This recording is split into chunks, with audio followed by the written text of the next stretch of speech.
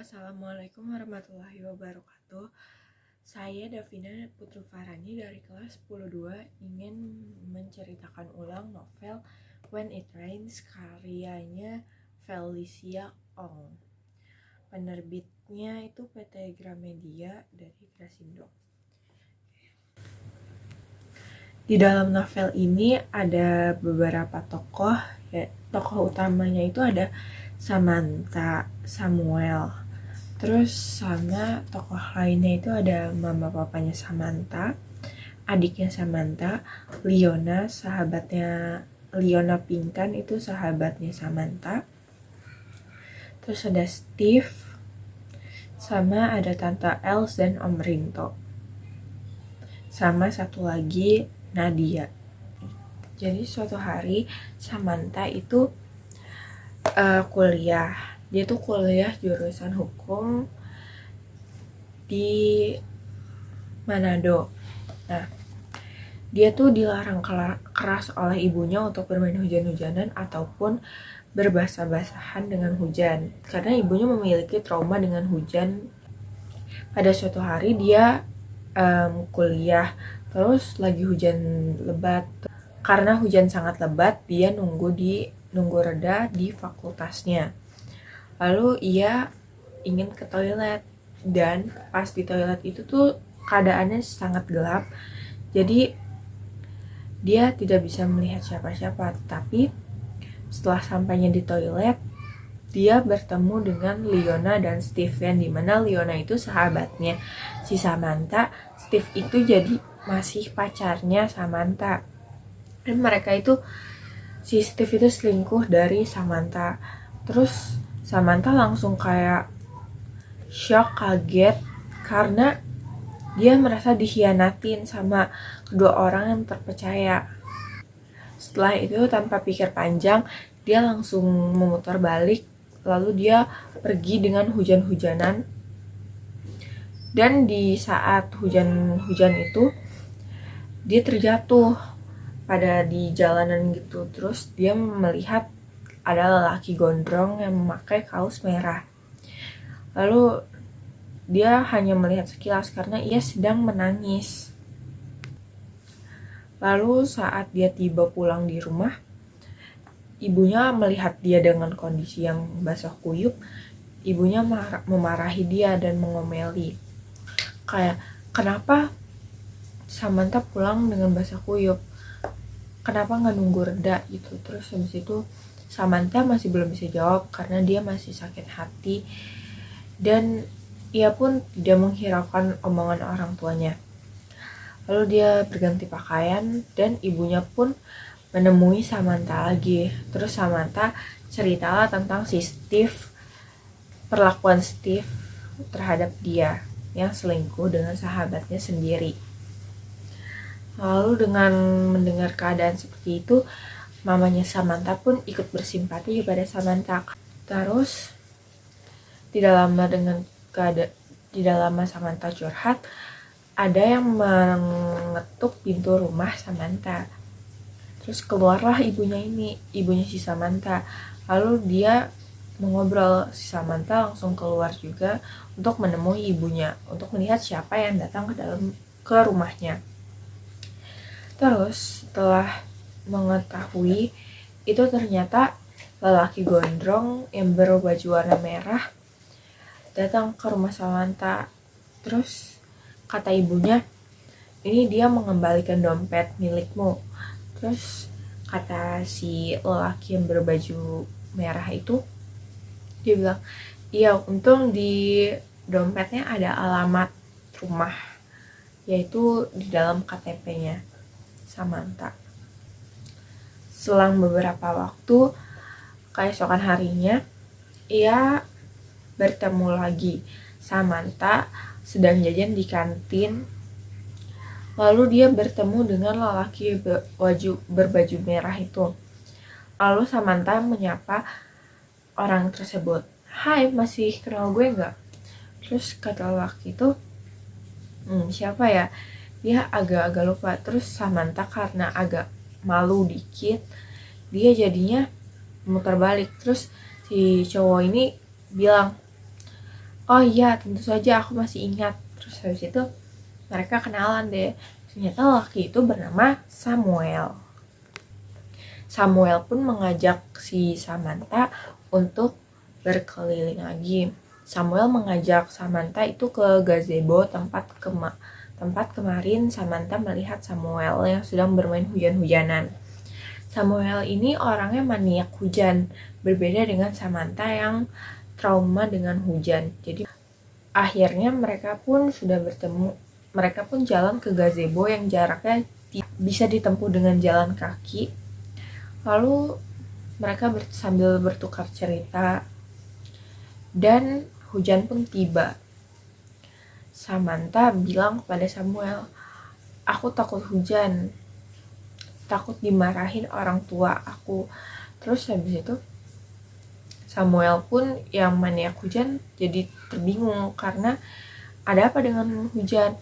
Terus Samuel pun mengajak Samantha untuk bermain hujan. Lalu mereka bermain hujan karena Samantha tidak mengira hal buruk pun akan terjadi.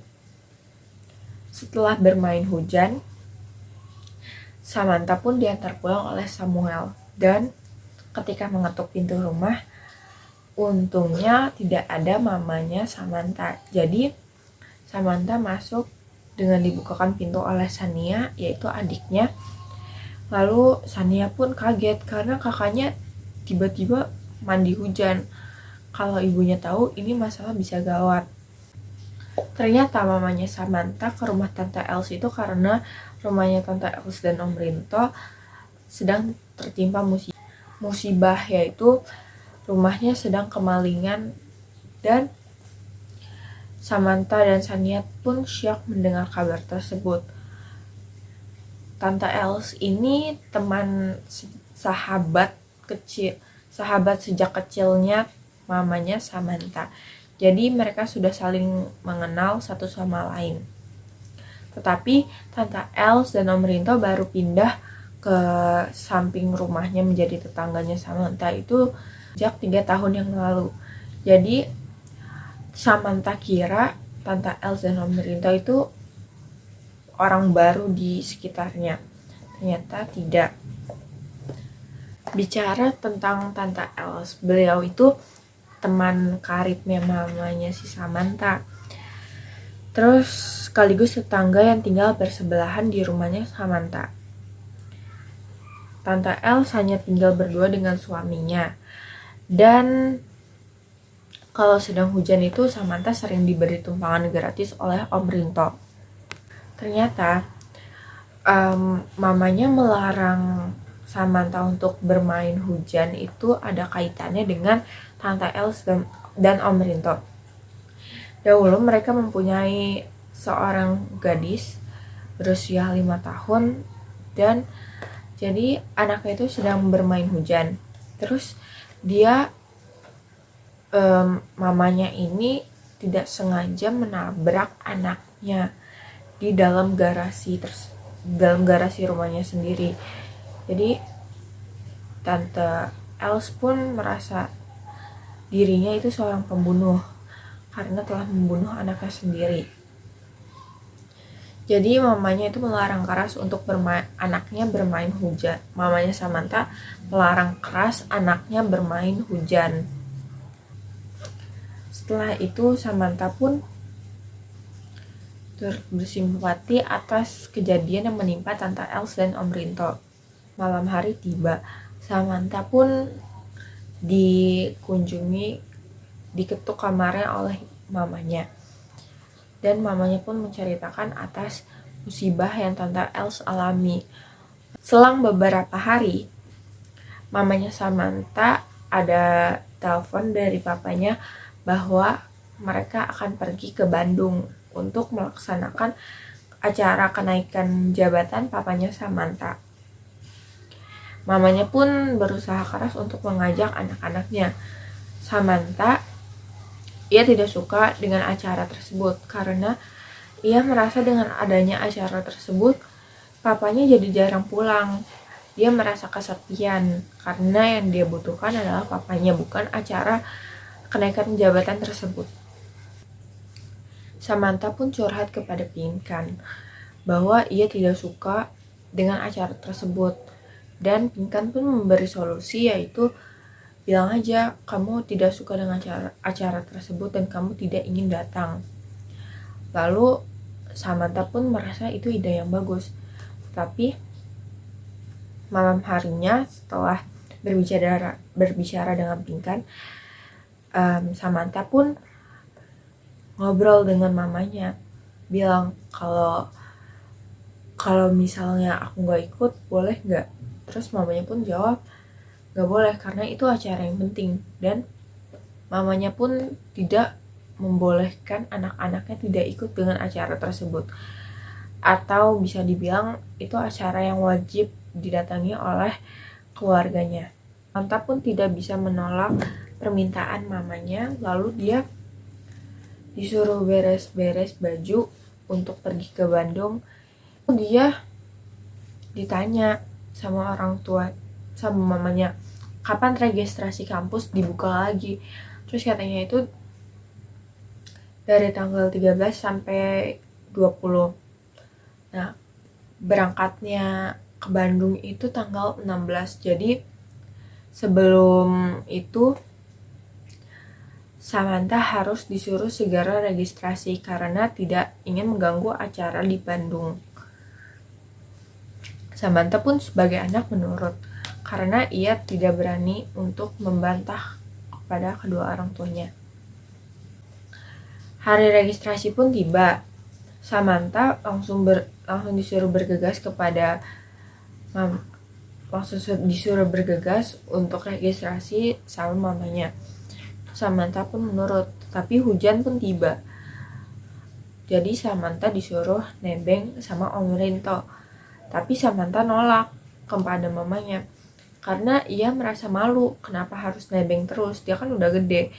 Nah, jadinya terjadi cekcok pada saat pergi, tapi Samantha pun pergi dengan Om Rinto karena ia tidak punya alasan lain untuk menolaknya. Sampainya di sana, ia masih kepagian, sekitar jam 8 pagi. Dan registrasi pun baru banget dibuka. Malah belum dibuka, masih beres-beres. Jadi, ia duduk di fasilitas fakultas selama kurang lebih 30 menitan. Dan Samuel pun menghampiri Samantha. Dan ia pun akhirnya naik ke ruang registrasi bareng. Lalu pas mereka lagi ngantri registrasi, dikabarkan bahwa terjadi banjir bandang di Manado. Lalu ia pun langsung panik karena ia takut tidak bisa pulang ke rumahnya. Satu anak kampus, yaitu Nadia, teman angkatannya Samuel, dia pun bilang bahwa dirinya tidak bisa pulang karena rumahnya sedang banjir bandang. Lalu Samantha pun ikut cemas dengan mendengar berita yang mengejutkan tersebut. Samantha pun mendapat telepon dari mamanya. Mamanya pun bilang bahwa di rumahnya pun terkena banjir bandang. Samantha pun merasa bahwa rumahnya itu sangat jarang terkena banjir. Walaupun hujan maupun beberapa hari rumahnya tidak banjir, tapi karena sungai yang jebol jadinya rumahnya banjir dan mengakibatkan banjir bandang. Terus setelah mendengar kabar tersebut, Samantha pun menjadi sedih karena ia takut orang mamanya dan adiknya kenapa-napa. Terus setelah itu Samantha pun menjadi cemas dan mamanya berkata bahwa ia menginap saja di rumah temannya karena takut terbawa arus banjir. Lalu ia pun menuruti kata orang tuanya. Terus jadinya Samantha, Nadia, sama Samuel tuh nginep di fakultas karena mereka terjebak juga, nggak bisa kemana-mana karena banjir bandang menghampiri seluruh kota Manado. Samuel pun berjanji pada Samantha akan menemani dirinya hingga banjir surut.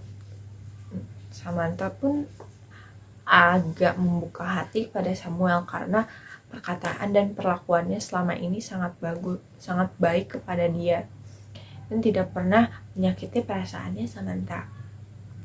Samuel pun bilang bahwa rumahnya aman, jadi Samuel menemani Samantha Nadia yang nginep di fakultas tersebut. Samantha pun sepanjang malam dia menangis karena mama dan adiknya tidak bisa dihubungi. Lalu ia pun sudah menghubungi Tante Els dan Om Rinto, tapi tidak bisa juga. Setelah itu paginya Nadia mendapat kabar bahwa ada 8 orang dari kampus itu yang meninggal karena banjir bandang. Lalu Samuel pun bilang bahwa ada berita penting lainnya. Ada 2 orang meninggal. Satu ibu dan satu anak. Anaknya itu sedang memakai seragam SMA. Lalu Samantha pun mendengar berita tersebut panik karena ia takut itu ternyata orang, karena dia takut kalau itu mama dan adiknya. Samantha pun membuang pikiran-pikiran negatif yang ada di dalam dirinya. Lalu ia bergegas untuk pulang ke rumah dan ditemani oleh Samuel. Sesampainya di rumah, Tante Els pun menghampiri Samantha, tapi Tante Els itu sedang bergelimang air mata. Jadi Samantha pas pulang teriak-teriak manggil mama dan adiknya, tapi tidak ada. Tante Els pun mengajak Samantha untuk menemui ibunya. Dan benar saja bahwa ibunya dan adiknya itu terbawa banjir bandang yang diceritakan oleh Samuel.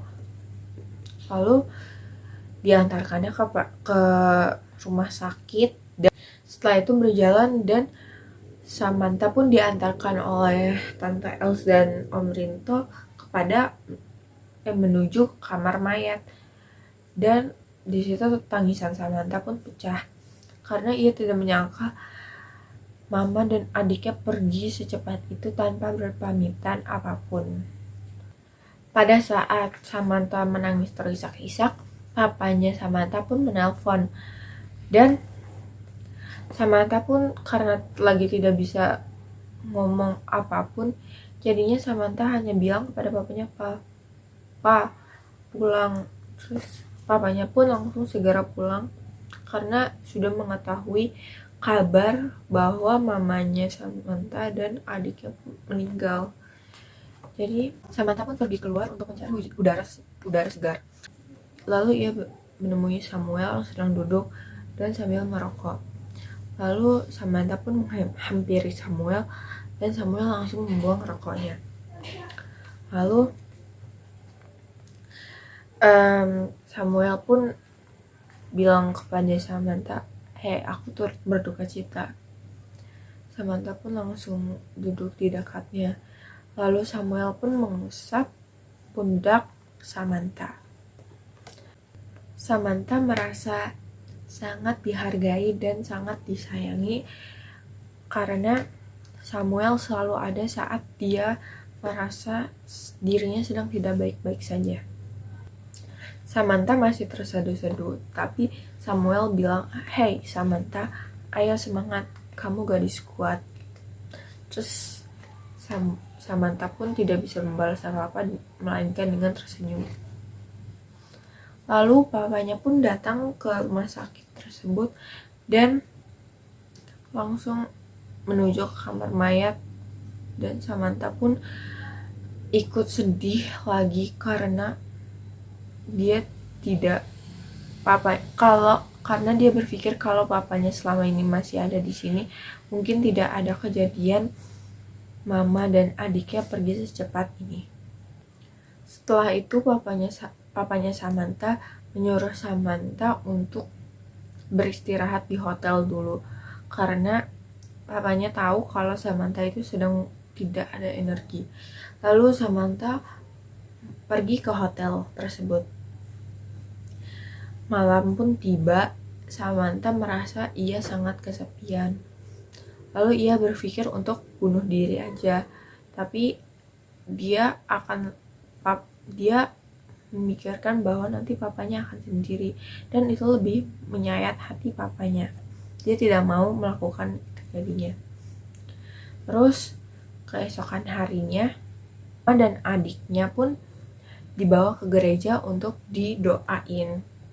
Banyak orang yang datang berbelasungkawa, termasuk Steve, mantannya si Samantha. Lalu Steve pun menyapa Samantha. Hey Sam. Terus habis itu Samantha pun karena ia masih kesal terhadap Steve, jadi ia balas dengan ketus, hey, terima kasih sudah datang. Terus habis itu Steve pun mengucapkan berbelasungkawanya, dan ia pun menunjukkan bahwa ia masih sayang kepada Samantha. Tetapi Samantha pun sudah tidak menghiraukan itu lagi, karena ia tidak merasa mencintai Steve lagi, karena ia sudah memiliki Samuel, tapi mereka belum ada hubungan. Setelah mengobrol dengan Steve, Samantha pun dihampiri oleh Samuel untuk masuk mendoakan ibu dan adiknya. Lalu Samantha pun masih menangis terseduh-seduh setelah puas melihat mama dan adiknya yang sudah didandani dan didoai. Ia pun mengikhlaskan kepergian mama dan adiknya. Lalu dibawa oleh ambulan untuk dikubur. Dan setelah penguburan selesai, Samantha pun nangis dan Samuel menenangkan Samantha. Lalu Samantha disuruh papanya untuk pulang ke hotel aja, karena papanya Samantha pun tidak mau melihat Samantha sakit karena kurang tidur dan kecapean. Keesokan harinya tiba. Samantha pun membujuk papanya untuk membantu beres-beres rumahnya, karena rumahnya masih belum beres yang terendam oleh banjir bandang. Terus setelah sampai rumahnya, Samantha pun bertekad untuk menemui Samuel. Tapi di depan rumahnya ia tidak sengaja menemui Steve. Steve sedang menyuruh anak buahnya untuk membereskan rumah Samantha, padahal Samantha pun gak minta. Terus Steve tuh langsung ngomong duluan kepada Samantha dan bilang, hey Sam, kenapa kemari? Maksudnya itu kayak, kenapa kemari, padahal kan rumahnya belum beres. Samantha pun langsung mengalihkan pembicaraan dan menanya kepada Steve gini, Samuel di mana? Terus Steve pun jawab, itu lagi beresin kamar mandi. Terus habis itu Samantha langsung menghampiri Samuel dan meninggalkan Steve. Terus Steve tuh langsung ikut juga ke kamar mandi untuk menemui Samantha. Lalu Steve tuh kayak masih gamon gitu, bilang ke Samuel, oh sekarang kalian dekat. Terus habis itu Steve pun langsung ditarik tangannya oleh Samantha untuk keluar. Terus Samantha tuh bilang gini, lo ngapain sih masih di sini? Udah mendingan pergi aja. Terus si Steve tuh langsung mencekram tangannya si Samantha, bilang, kok lo secepat itu ngelupain gue masih cinta sama lo, Sam, kata Steve gitu. Terus Samantha pun mengelak semua omongan Steve, lalu ia langsung melerai tangannya sekuat tenaga dan langsung bilang pada Steve bahwa ia tidak memiliki perasaan apapun terhadap Steve lagi. Setelah itu Steve pun dengan anak buahnya pergi, lalu ia langsung bergegas. Rumah pun selesai dan siap ditinggalkan.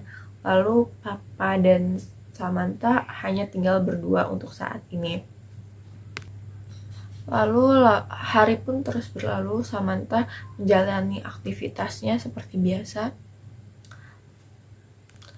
Tetapi setiap ada hujan tiba, Samantha tuh merasa dihantui oleh ibu dan adiknya bahwa hujan tuh telah membunuh mereka. Jadi Samantha tuh takut pada hujan. Dan ternyata ia pun pingsan setelah terkena tetes hujan dan dibawanya ke rumah sakit. Papanya langsung ke kamar IGD untuk menemui Samantha, lalu bilang, "Sam, kenapa nggak bilang kalau kamu punya penyakit?" Terus Samantha pun mengelak bahwa ia tidak sakit. Terus papanya pun menyarankan untuk pergi ke psikiater. Samantha pun nggak mau karena menurut ia tidak gila, ia hanya memiliki trauma. Dan terjadilah cekcok antara papa dan Samantha. Lalu Samantha curhat kepada Samuel bahwa papanya merasa dirinya gila, dan Samuel pun menenangkan, untuk kesekian kalinya menenangkan Samantha yang sedang tertiba masalah. Samantha pun merasa sedih kepada dirinya. Kenapa setiap nangis tuh ada Samuel? Lalu setelah curhat kepada Samuel selesai, dia langsung pulang ke rumahnya dan tertidur. Keesokan harinya, papanya pun mengambil cuti untuk tidak bekerja karena ingin menemani Samantha. Terus papanya membuatkan sarapan buat Samantha dan membangunkan Samantha. Terus Samantha pun heran karena perlakuannya sangat manis. Terus habis itu mereka berbaikan dan Samantha pun mengambil cuti juga. Terus Samantha mengusulkan untuk membawa dirinya ke psikologi, dan papanya pun senang mendengar kabar tersebut.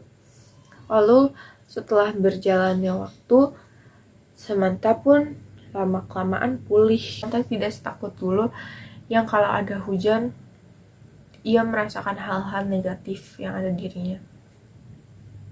Setelah itu, salah satu syarat untuk sembuh yang lumayan sembuh itu, Samantha harus berani untuk mendekati hujan.